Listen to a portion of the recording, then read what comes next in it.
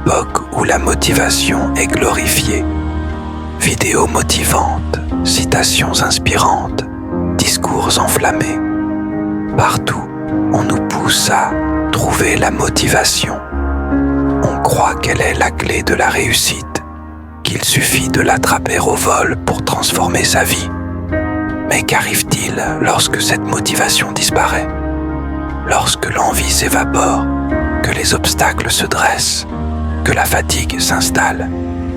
La vérité, c'est que la motivation est une émotion, donc par nature instable. Elle vient et elle repart. Elle dépend du moral, du contexte, du moment. La discipline, elle, ne dépend de rien. Elle agit même quand on n'en a pas envie. Elle construit petit à petit, silencieusement, des résultats durables. Et c'est pourquoi la discipline vaut mieux que la motivation. La motivation est exaltante. Elle donne un coup de boost. Elle fait briller les yeux et accélérer le cœur. Mais elle est aussi une amie capricieuse. Elle est là un matin, puis absente le lendemain. Elle vous pousse à vous inscrire à la salle de sport, puis vous abandonne à la première pluie. Beaucoup commencent des projets motivés, mais rares sont ceux qui les terminent. Pourquoi? Parce qu'ils attendaient de rester motivés pour continuer. Or, la motivation n'est pas une stratégie, c'est une étincelle, pas un feu de bois, une impulsion, pas un système. La discipline, à l'inverse, n'a pas besoin d'émotion. Elle se moque de l'envie. Elle est action, routine, engagement.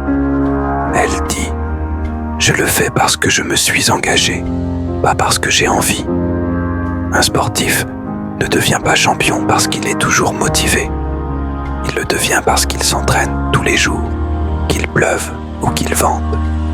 Un écrivain ne termine pas un livre porté par l'inspiration, mais par une discipline d'écriture rigoureuse. La discipline construit ce que la motivation démarre. Et souvent, elle prend le relais bien après que la motivation a disparu. Voici deux personnes avec le même objectif: apprendre une langue. La première se lance avec motivation. Elle achète des livres, s'inscrit à une appli, regarde des vidéos. Les premiers jours, elle progresse vite, puis elle se lasse. Elle saute une journée, puis deux.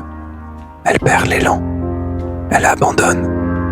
La seconde établit une discipline simple, 30 minutes par jour, tous les jours. Elle avance lentement, parfois sans envie, mais elle tient. 1 mois, 3 mois, 6 mois plus tard, elle progresse. Elle n'était pas la plus motivée, elle était la plus disciplinée. À long terme, la discipline gagne toujours. La motivation est émotionnelle. Elle dépend de facteurs extérieurs.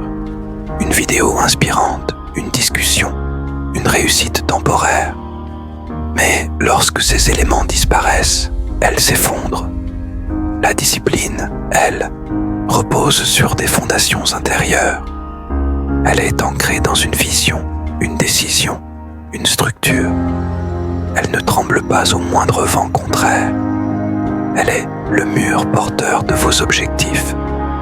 C'est pourquoi ceux qui réussissent durablement ne comptent pas sur leur motivation. Ils comptent sur leur système. Un des pièges de la motivation, c'est qu'elle nous fait croire que nous devons attendre d'en avoir envie pour faire quelque chose. Et cette attente peut durer toute une vie. La discipline, elle, libère. Elle supprime le facteur émotionnel de l'équation. Elle dit « Tu n'as pas besoin d'avoir envie. Tu as juste besoin de faire ce que tu as dit que tu ferais. » Cette approche simplifie la vie. Elle enlève les négociations internes, les hésitations. Elle transforme la rigueur en liberté. Une habitude, c'est une discipline installée dans le temps. Ce n'est plus une décision quotidienne, mais une programmation mentale. Se brosser les dents, faire du sport, lire, se lever tôt, tout cela peut devenir automatique avec de la discipline. La motivation vous fait agir une fois. La discipline fait de vos actions une seconde nature. En créant des habitudes, vous cessez de dépendre de votre humeur. Vous avancez même dans les mauvais jours. Et ce sont justement ces jours-là qui comptent le plus. Mais attention, la discipline ne veut pas dire rigidité aveugle. Elle a besoin d'un sens, d'un pourquoi fort. Pourquoi vous levez-vous tôt chaque matin? Pourquoi écrivez-vous chaque jour? Pourquoi suivez-vous cette routine alimentaire? Le sens est le moteur profond de la discipline. Ce n'est pas l'émotion du moment, mais la raison long terme qui vous guide. Plus votre pourquoi est clair, plus votre discipline est puissante. L'un des grands avantages de la discipline, c'est qu'elle vous apprend à gérer la fatigue plutôt qu'à attendre l'inspiration.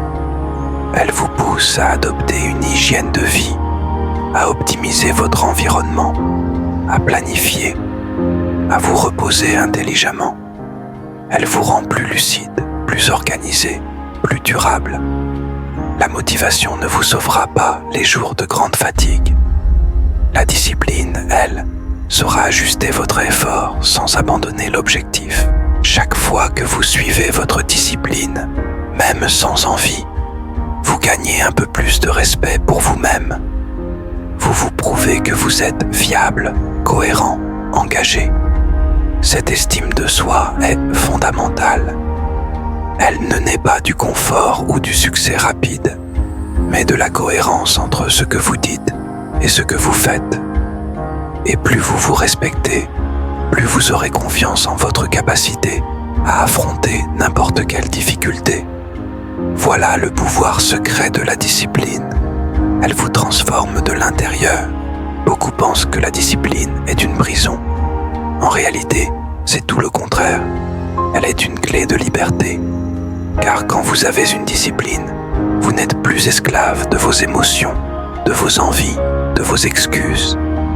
Vous choisissez consciemment d'avancer et vous créez des résultats réels, concrets, mesurables.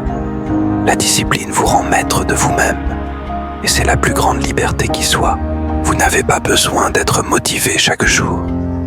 Vous avez besoin d'être discipliné chaque jour. C'est la régularité, pas l'intensité, qui change une vie. C'est la constance, pas l'inspiration, qui produit des miracles. Ce n'est pas ce que vous faites quand vous êtes au sommet de votre forme qui compte, mais ce que vous continuez à faire quand vous êtes au plus bas. Choisissez la discipline. Elle est plus dure, mais elle est plus sûre. Elle est plus exigeante, mais elle est plus vraie. Et elle vous mènera là où la motivation seule ne peut jamais vous porter.